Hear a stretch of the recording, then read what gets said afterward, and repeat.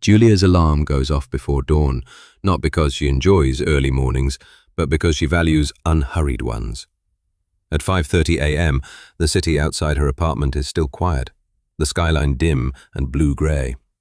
She wakes with a practiced calm, silences the alarm, and spends a few moments grounding herself, breathing, stretching, letting her mind orient before the demands of the day arrive.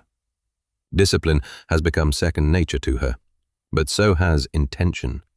She knows that how she begins her morning often determines how the rest of the day unfolds. By 6 o'clock, Julia is moving through her morning routine with quiet efficiency. She brews strong coffee, glances at overnight emails on her phone without responding, and reviews the day's calendar in her head. There's a client call, a strategy meeting with partners, and a deposition scheduled for the afternoon. She eats a simple breakfast, usually something healthy but unfussy, and changes into workout clothes. Physical training is non-negotiable for her. It sharpens her focus and gives her a sense of control before she steps into a world where outcomes are never guaranteed. At the gym, she runs or lifts weights with earbuds in, often listening to a podcast about law, business, or sometimes nothing at all. This is one of the few times in her day when no one is asking anything of her. By the time she finishes, she feels alert, steady, and ready. Back at her apartment, she showers, gets dressed, and applies makeup with a light, confident hand. Her wardrobe is precise and polished. Tailored suits, neutral tones, subtle jewelry. She dresses not to impress, but to command respect without having to ask for it. By 8 a.m., Julia is on her way to the office. The commute is familiar, almost meditative. She reviews case notes on her tablet, flags emails to answer later, and mentally rehearses arguments. When she arrives at the firm's glass and steel building, the atmosphere shifts. The pace quickens. The stakes rise.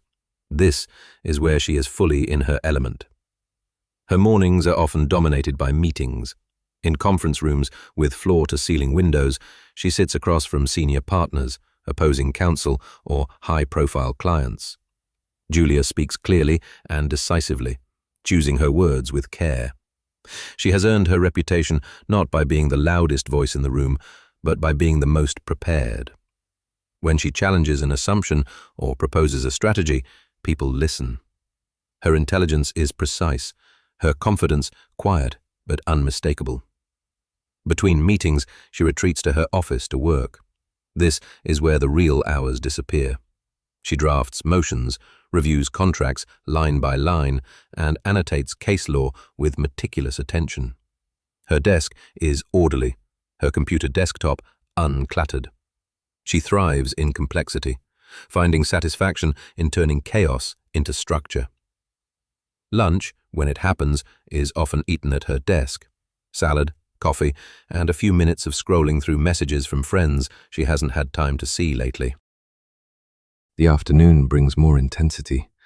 Depositions, negotiations, or court appearances demand her full focus.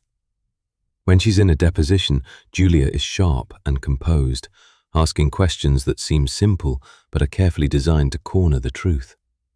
She listens as much as she speaks, watching for hesitation, inconsistency, or overconfidence. This is the part of her job that outsiders often romanticize, but for Julia, it's work, serious, consequential, and mentally exhausting. By early evening, the office begins to thin out, but Julia often stays. She uses the quieter hours to plan ahead, returning calls, mentoring junior associates, or refining arguments for future cases. She takes pride in being someone others can rely on, even when she's tired. Still, she knows her limits. Burnout is a real risk in her profession, and she has learned, sometimes the hard way, that longevity requires boundaries. She leaves the office around 7:30 or 8 p.m., the city now alive with noise and movement. Some nights, she meets a friend for dinner or attends a professional event. Other nights, she goes straight home. Tonight is one of those quieter evenings.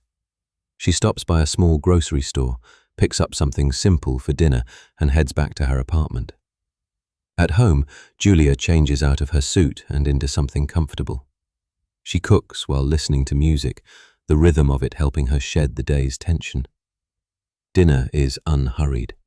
She eats at the counter or on the couch, sometimes watching a show, sometimes just sitting in silence. This is when the armor comes off. The sharp attorney gives way to a woman who is thoughtful, reflective, and occasionally exhausted.